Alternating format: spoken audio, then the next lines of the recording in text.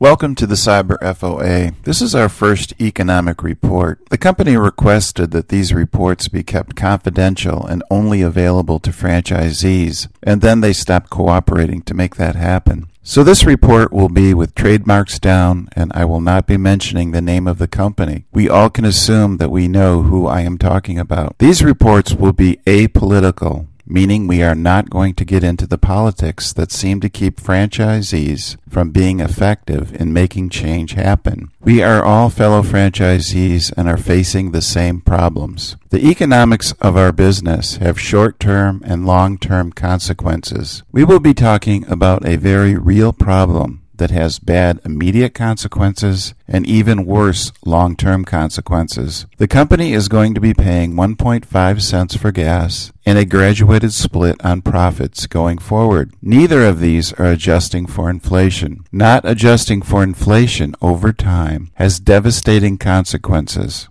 on the overall profitability of this business for franchisees.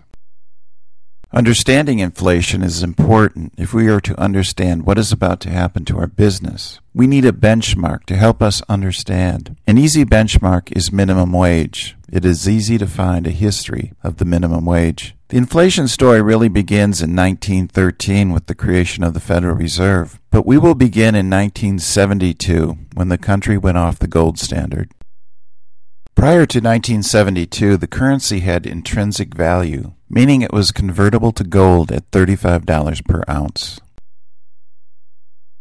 After 1972, our currency became what is known as fiat. Fiat currency has no intrinsic value and is worth whatever it can fetch in a free market. When the government prints more, the value of all of the currency declines. This is called inflation. Inflation is the equivalent of a tax and generally hits the folks on the bottom of the economic ladder the hardest.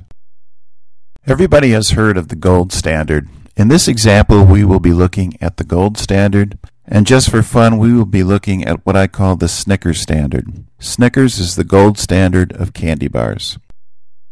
In 1972, the minimum wage was $1.60 per hour. A Snickers bar sold for 7 cents in our stores. A minimum wage worker could buy 22.85 Snicker bars for 1 hour of work. In 2010, the minimum wage is $7.40 per hour. A Snicker bar sells for $1.09. A minimum wage worker can buy just 6.78 Snicker bars for 1 hour of work.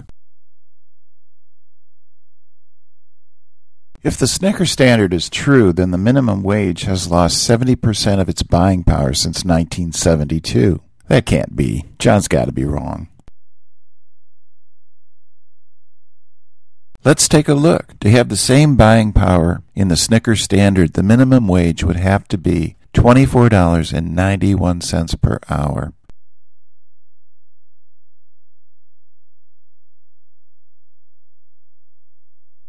Okay, so maybe it's just Snicker. Let's take a look at the gold standard.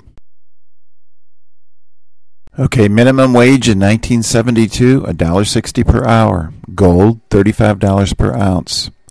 A minimum wage worker could buy 0.0457 ounces of gold for an hour of work.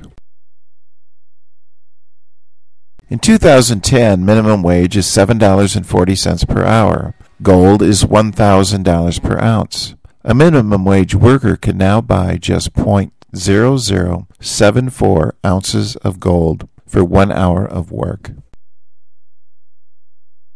Using the gold standard, for the minimum wage to have the same purchasing power in 2010 as it did in 1972, minimum wage would have to be $45.70 per hour. Using the gold standard as a benchmark, the minimum wage has lost 84% of its purchasing power since 1972. Being from Detroit, here is a trivia question. How did the UAW ever negotiate a $74 per hour wage for its members? The answer is it didn't. What it did negotiate for was an inflation adjustment for their wages yearly. Inflation can be a silent business killer. Our agreements have always been a percentage of profits. A percentage of profits adjust with inflation.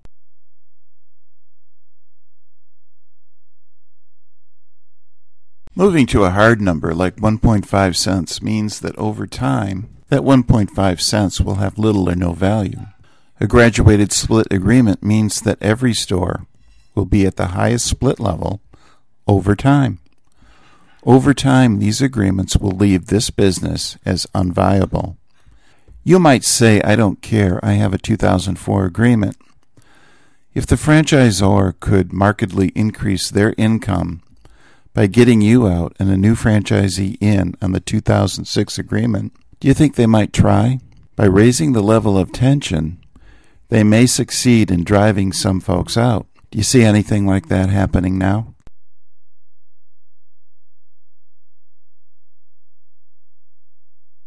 This ends our report. This is the type of in-depth report the Cyber FOA will be giving beginning April 1st. Franchisees will be encouraged to go to the chat room to discuss among themselves what they have seen. Some may agree with the report, others may not. It is clear that we as franchisees need to find a new course of action if we are to make positive change happen. Franchisees must register in order to open these reports beginning April 1st. Until next time, this is John Irvine.